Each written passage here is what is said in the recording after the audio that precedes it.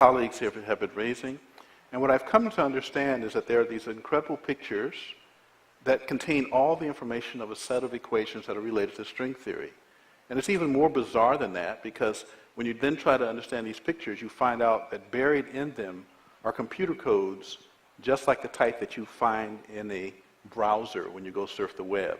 And so I'm left with the puzzle of trying to figure out whether I live in the matrix or not. Wait, you're blowing my mind at this moment. So you're saying, are you saying your attempt to understand the fundamental operations of nature leads you to a set of equations that are indistinguishable from the equations that drive search engines and browsers on our computers? That is correct. So wait, I have to just be silent for a minute here. So you're saying as you dig deeper, you find computer code writ in the fabric of the cosmos? Into the equations that we want to use to describe the cosmos, yes. Computer code? Computer code, strings of bits of ones and zeros. It's not just sort of resembles computer code, you're saying it is computer code. It's not even just is computer code, it's a special kind of computer code that was invented by a scientist named Claude Shannon in the 1940s. That's what we find very, very deeply inside the equations that occur in string theory and in general in systems that we say are supersymmetric. Okay. Time to go home, I think. I mean, where are we going to go? So are you saying we are all just, there's some entity that programmed the universe and we're just expressions of their code?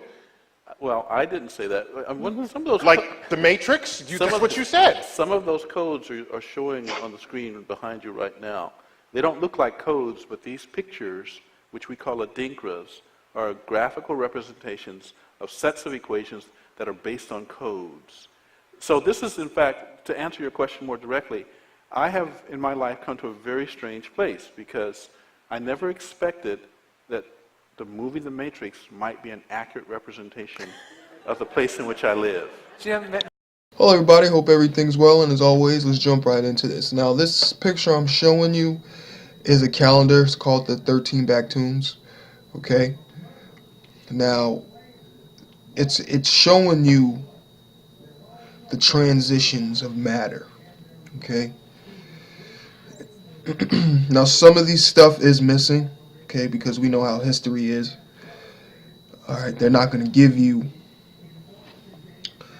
all of what they're excavating in these ancient sites, so you can't put the pieces together of ancient human history. Alright, we get more in depth into that. You can go watch my previous video, The Ancient Ones. Alright, because this ancient calendar is talking about when, you know, the civilizations were one ancient civilization. That's why they all shared similarities. Okay? Now, I want to show you this right here at the end, 2012, showing you the transformation of matter. Okay? Now, we are now heading into the age of the changing of matter, the end of the Demiurge, where we'll become like we once were in our prime state. Again, you can go watch my previous video with 5 senses, talking about how we were multi-dimensional. Alright, that is our next step in, I guess you can say, in our evolution. Alright, the end of duality. Alright,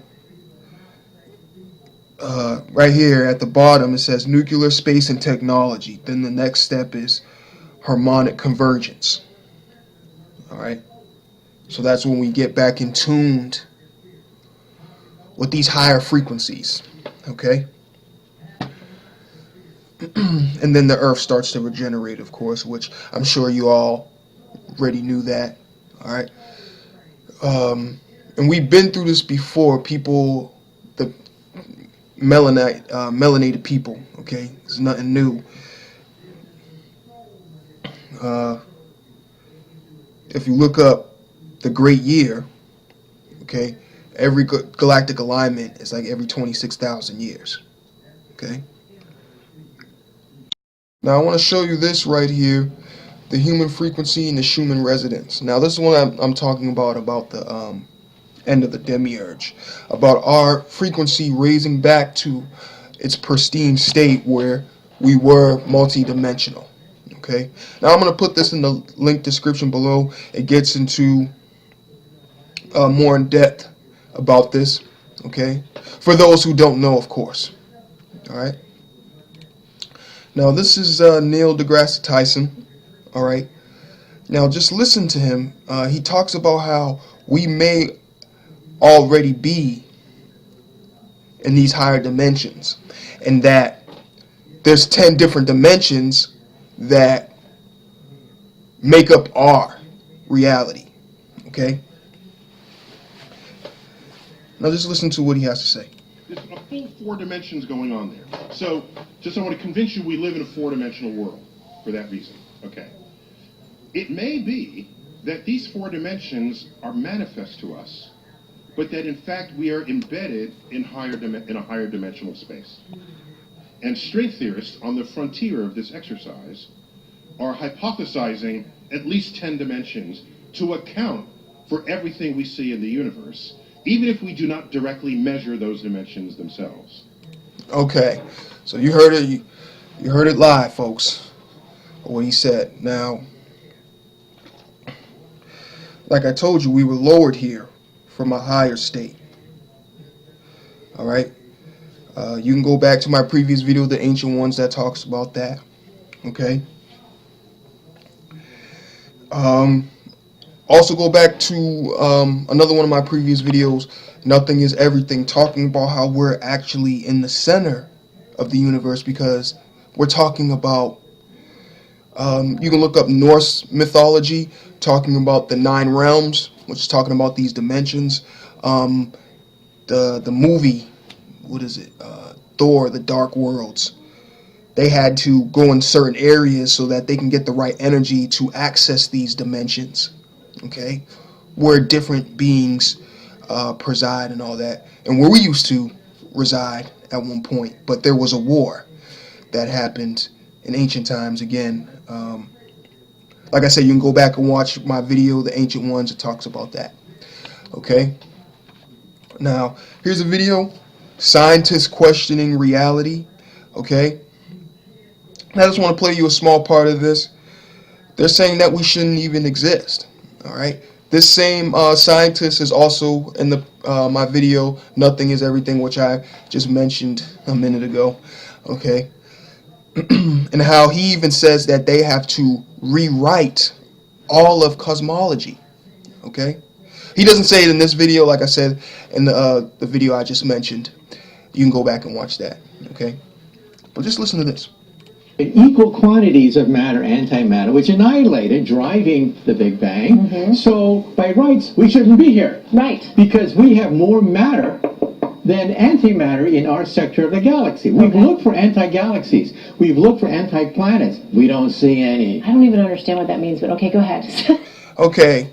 Now, they have access to antimatter galaxies, and they've seen that. You can go back and watch my previous video. Do non-human entities control the realm? All right.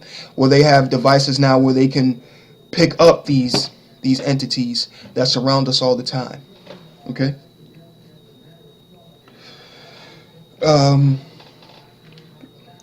But thank you for listening, and peace and balance to the ancient ones.